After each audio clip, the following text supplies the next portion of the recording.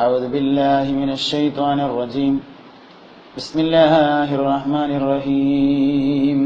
മുഅ്മിനീങ്ങളെ, മുഹമ്മദ് നബി സല്ലല്ലാഹു അലൈഹി വസല്ലമ തങ്ങൾ നോമ്പുമായി ബന്ധപ്പെടുത്തി ദാവൂദ് നബി അലൈഹിസ്സലാമിനെ പരാമർശിച്ചത് കാണാം.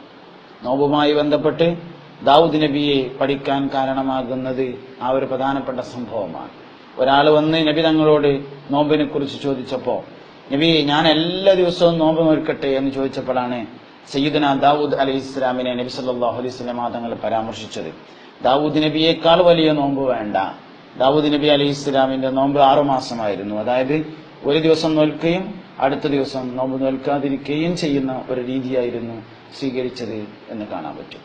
ഈ നോമ്പുമായി നബി തങ്ങൾ ദാവൂദ് നബി അലൈഹി ഇസ്ലാമിനെ ബന്ധപ്പെടുത്തിയത് കണ്ടപ്പോ ബഹുമാനപ്പെട്ട ദാവൂദ് നബി അലൈഹി ഇസ്ലാമിന്റെ സീറയിലൂടെ ഞാനൊന്നിങ്ങനെ പരതി. മഹാനവറുകളെ ചരിത്രം ഞാനിങ്ങനെ പരതിയപ്പോ ദാവൂദ് നബി അലൈഹി ഇസ്ലാം അള്ളാഹുവിനോട് 4 കാര്യങ്ങൾ ചോദിച്ചതായും 4 കാര്യങ്ങളെ തൊട്ട് കാവൽ ചോദിച്ചതായും കാണാൻ സാധിച്ചു.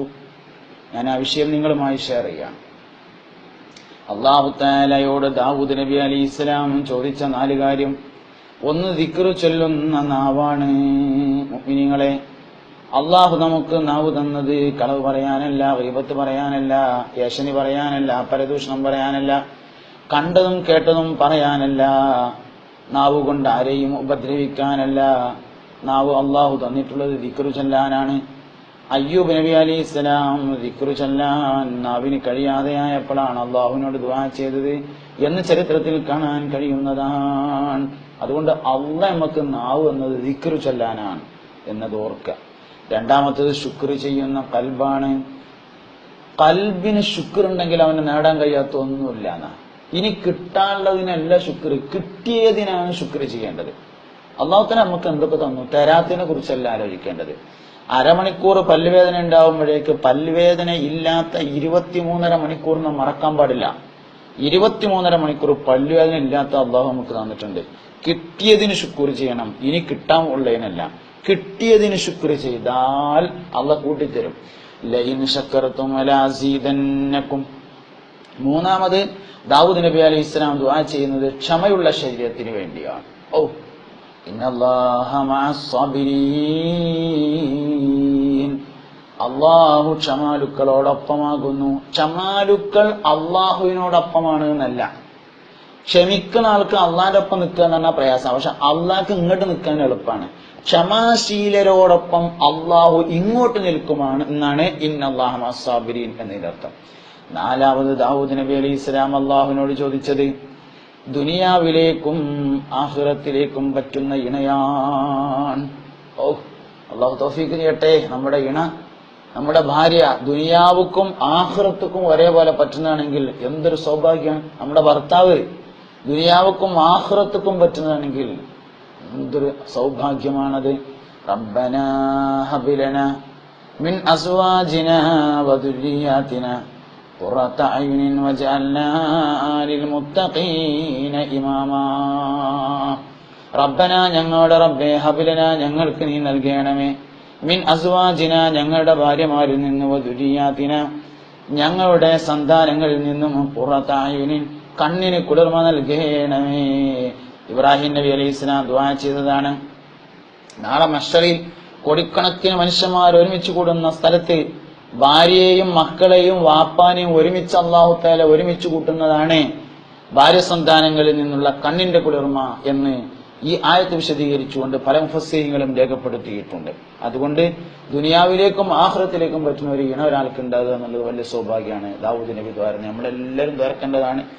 4 കാര്യങ്ങളെ തൊട്ട് ദാവൂദ് നബി അലൈഹി ഇസ്ലാം അല്ലാഹു റബ്ബുൽ ഇസ്സത്തിനോട് കാവൽ ചോദിച്ചു. ഒന്ന്, തന്റെ മേൽ അധികാരം കാട്ടുന്ന മക്കളാണ്. വാപ്പ അങ്ങട്ട്, വാപ്പ അങ്ങട്ട്. വാപ്പാന്റെ മേൽ അധികാരം കാട്ടുന്ന മക്കള് അള്ളാഹുവിന്റെ റസൂലായ, അള്ളാഹുവിന്റെ പ്രവാചകനായ ദാവൂദ് നബി അലൈഹി ഇസ്ലാം കാവൽ ചോദിച്ചതാണ്. അള്ളാഹു തരാതിരിക്കട്ടെ. 2, വേഗം നിരപ്പിക്കുന്ന ഇണയാണ്. വീട്ടിലേക്കാണ് ചെന്ന എല്ലാ പ്രയാസവും. ഒരു മനുഷ്യൻ വീട്ടിൽ ചെല്ലുന്നത് സന്തോഷത്തിന് വേണ്ടിയാണ്.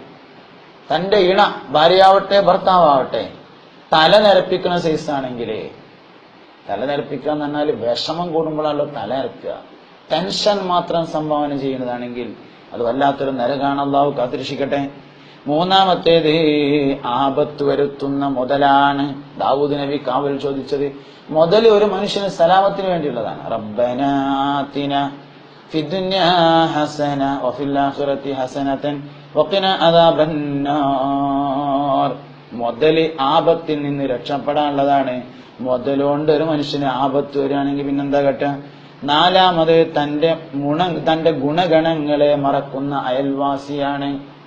അയൽവാസികൾക്ക് നമ്മൾ ചെയ്തു കൊടുക്കുന്ന കാര്യത്തിൽ ഓർമ്മ ഉണ്ടെങ്കിൽ നല്ലൊരു ഉപകാരമാണ്.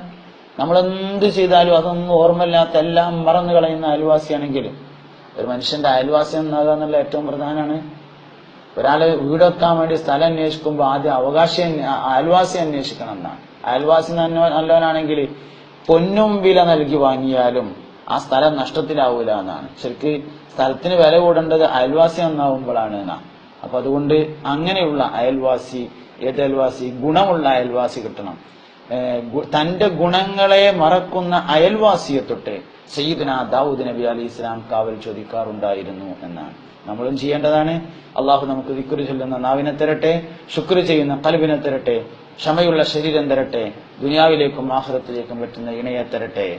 തന്റെ മേൽ അധികാരം കാട്ടുന്ന മക്കളെ തൊട്ട് അള്ളാഹു കാത്തുരക്ഷിക്കട്ടെ. വേഗം നിരപ്പിക്കുന്ന ഇണയെ തൊട്ട് അള്ളാഹു സലാമത്താക്കട്ടെ. ആപത്ത് വരുത്തുന്ന മുതൽ അള്ളാഹു നമുക്ക് നൽകാതിരിക്കട്ടെ. തന്റെ ഗുണങ്ങളെ മറക്കുന്ന അയൽവാസികളെ അള്ളാഹു നമുക്ക് തരാതിരിക്കട്ടെ. ആമീൻ ബിറഹ്മതിക യാ അർഹമർ റഹീമീൻ. അസ്സലാമു അലൈക്കും വറഹ്മത്തുള്ളാഹി വബറകാതുഹു.